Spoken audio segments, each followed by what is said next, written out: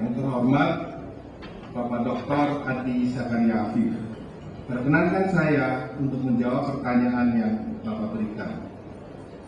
Saya akan mengemukakan contoh penggunaan dari teori image di luar ranah keuangan, yaitu di dalam organisasi normal sehari-hari. Salah satu penggunaannya, misalkan di dalam upper echelon teori mengatakan bahwa seorang decision maker, maka cenderung dia ingin melanjutkan keputusan yang sudah diambilnya. Dari penelitian ini tampak bahwa sebelum manajer tersebut melanjutkan keputusan yang sudah diambilnya, harus dilakukan uji image kompatibilitas. Artinya adalah kita melihat di dalam uji image kompatibilitas ada dua hal: keberanian mengambil risiko, risk propensity, dan rasionalitas. Apakah keyakinan si initial decision maker di dalam suatu organisasi, apapun organisasinya, memang secara rasional dia mampu menunjukkan bahwa plan dan forecastingnya mampu mengantar ke arah trajektori, mampu mengantar ke arah sasaran yang sudah ditetapkan, tetapi secara rasional yang bisa diterima oleh manajer-manajer yang lain. Biasanya tindakan untuk melanjutkan keputusan, terutama di dalam eskalasi waktu, sering terjadi begitu saja tanpa dilakukan satu uji. Padahal teori mengatakan apabila terjadi eskalasi komitmen yang dipicu oleh faktor-faktor yang tidak rasional, yaitu hanya untuk melindungi self-justifikasi si initial decision maker, maka kinerjanya akan buruk.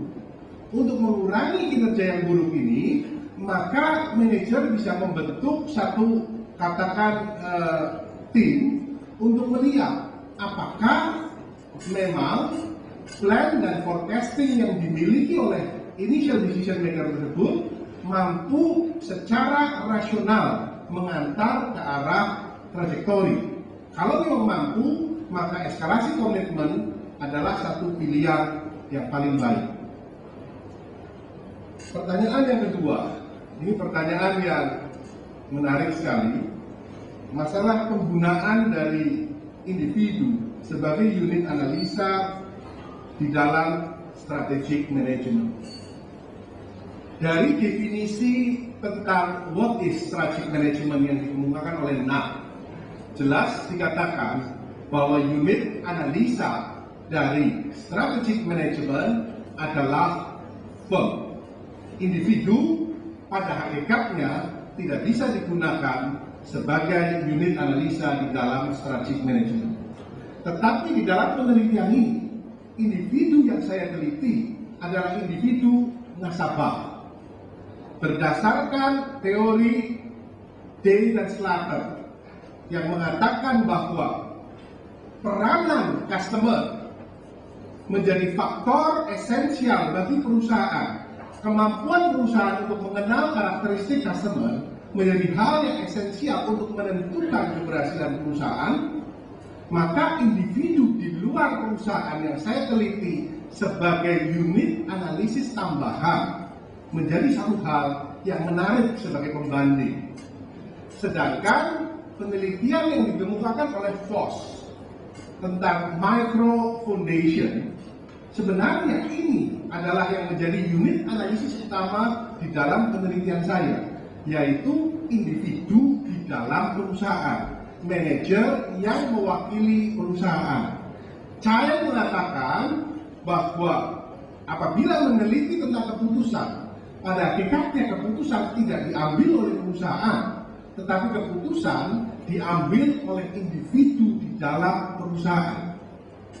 Maka dari itu, pergeseran, kalau itu dikatakan satu pergeseran, memang sudah mulai terlihat sejak munculnya banyak jurnal-jurnal yang mengatakan bahwa penelitian tentang keputusan pada hakikatnya adalah penelitian tentang individu yang ada di dalam perusahaan.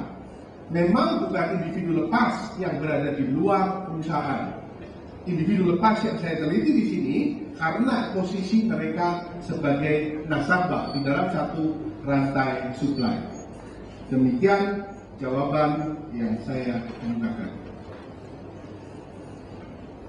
Saya persilakan penguji berikutnya, Saudari Avanti Fontana PhD, untuk mengajukan pertanyaan dan sanggahannya. Terima kasih Bapak Pimpinan Sidang.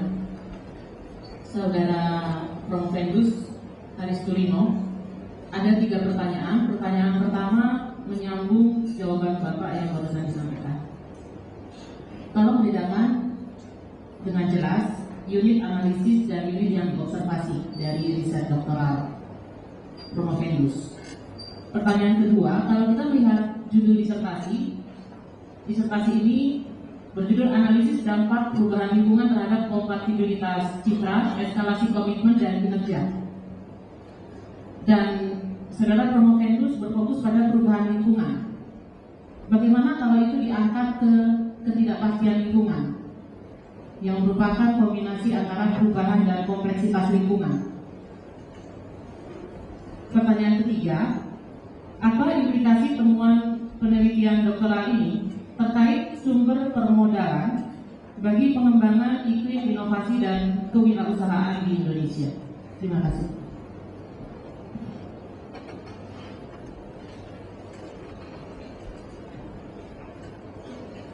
Yang terhormat Ibu Avanti Fontana PhD, perkenankan saya untuk menjawab pertanyaan yang Ibu ajukan.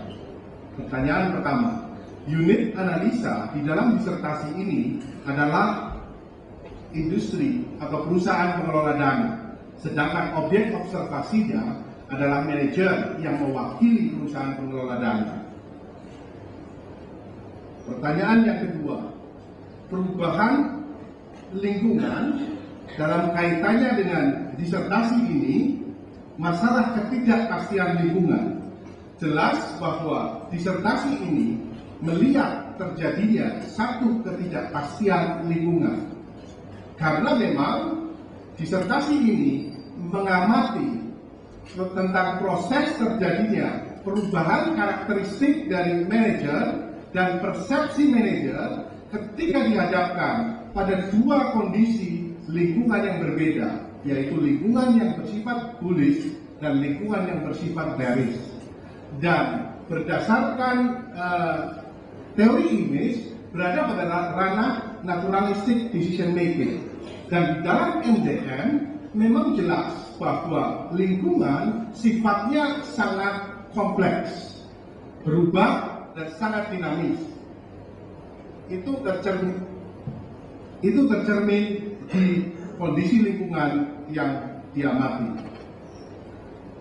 Pertanyaan ketiga, yaitu implikasi penelitian ini terhadap iklim inovasi, sumber permodalan untuk pengembangan iklim investasi. Saya ingin menjawab pertanyaan ini berangkat dari definisi iklim investasi itu sendiri. Supaya tercipta iklim investasi yang menarik, Saudara Haris, saya ulang ya, tenang. Iklim inovasi dan kewirausahaan di Indonesia. terima kasih. Maaf. Untuk iklim inovasi, untuk menjawab pertanyaan ini, rasanya saya perlu mengutip definisi tentang inovasi yang saya kutip dari buku Innovate Weekend, tulisan Ibu Avanti Fontana 2009.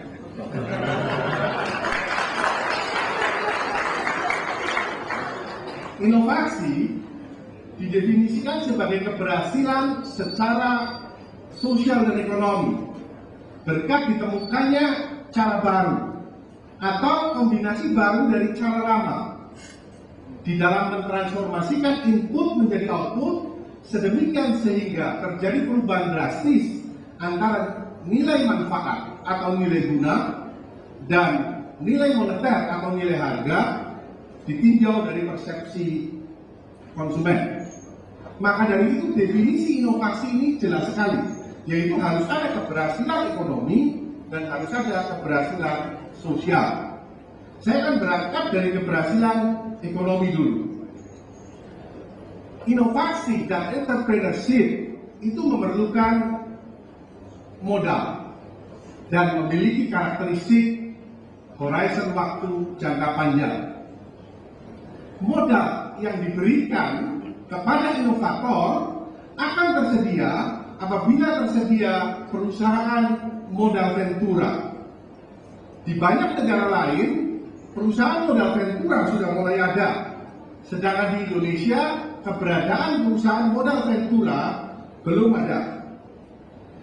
Dalam kaitannya dengan disertasi ini, tadi saya katakan faktor terpenting yang menentukan keberhasilan kinerja adalah kompatibilitas image.